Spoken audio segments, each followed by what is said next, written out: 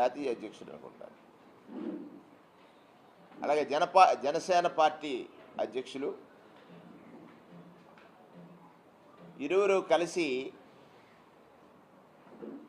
అంటే ప్రతి 5 సంవత్సరాలకి బీసీలను మోసగించడం ఆనవాయితీగా, బీసీలని మోసగించడం చాలా సులభమని నమ్మినవాడిగా, బీసీలను మోసగించడం సులభమని నమ్మినవాడిగా చంద్రబాబు నాయుడు గారు బీసీలకు కొన్ని హామీలు ఇస్తూ ఉంటాడు.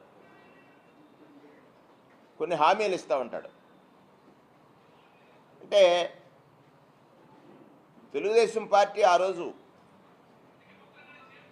ఎన్టీ రామారావు గారు స్థాపించిన నాడు తెలుగువాడి ఆత్మగౌరవం ఢిల్లీ నడివీధుల్లో తాకట్టు పెడుతున్న కాంగ్రెస్ పార్టీ నాయకులకు వ్యతిరేకంగా తెలుగుదేశం పార్టీ ఒక నినాదం ఇచ్చి వచ్చింది. ఆనాటి తెలుగుదేశం పార్టీ ఆశయాలు కానీ లక్షణాలు కానీ లక్ష్యాలు కానీ అవన్నీ ఎన్టీ రామారావు గారితో వెళ్ళిపోయాయి. 82 నుంచి 94, 95 తర్వాత వచ్చింది ఒక ఆశపరుడు, అత్యాశపరుడు. ఆ లక్ష్యాలని, లక్షణాలని, ఆశయాలని తొంగలోకి తొక్కాడు. ఇప్పటికీ కూడా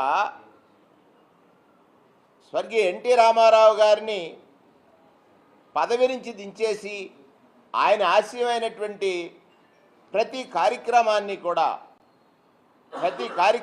కూడా విస్మరించి ఎన్టీఆర్ జపం చేస్తూ ఉంటాడు. ఎన్టీఆర్ అయిపోయింది. 94లో తాను చేసినటువంటి, ఎన్టీఆర్ గెలిస్తే 95లో లాక్కున్నటువంటి చంద్రబాబు నాయుడు 2004 వరకు నేను స్పష్టంగా అడుగుతున్నాను.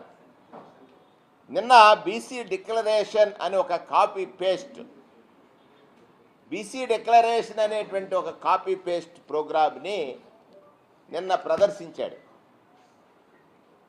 అంటే బీసీల గురించి మాట్లాడేటువంటి నైతిక అర్హత లేనివాడు చంద్రబాబు నాయుడు.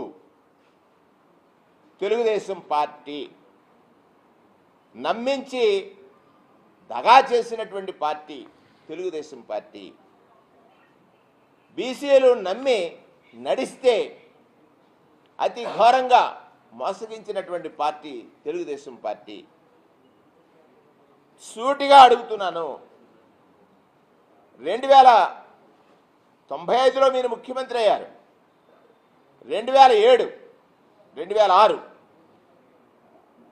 నాటి వరకు కూడా 2004లో మీరు ముఖ్యమంత్రిగా దిగిపోయే నాటికి బీసీలకు రాజ్యాంగపరమైనటువంటి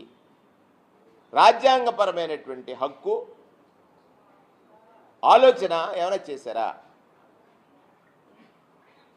బీసీలు ఎదగాలంటే రాజ్యాంగ నిర్మాత బాబాసాహెబ్ అంబేద్కర్ గారు చెప్పినటువంటి పేదరికం మీద యుద్ధం చేయాలి. పేదరికంలో ఉన్నవాడు పేదరికం మీద యుద్ధం చేయాలంటే వాడి చేతిలో ఆయుధం విద్యని, ఆ విద్యను అందించడానికి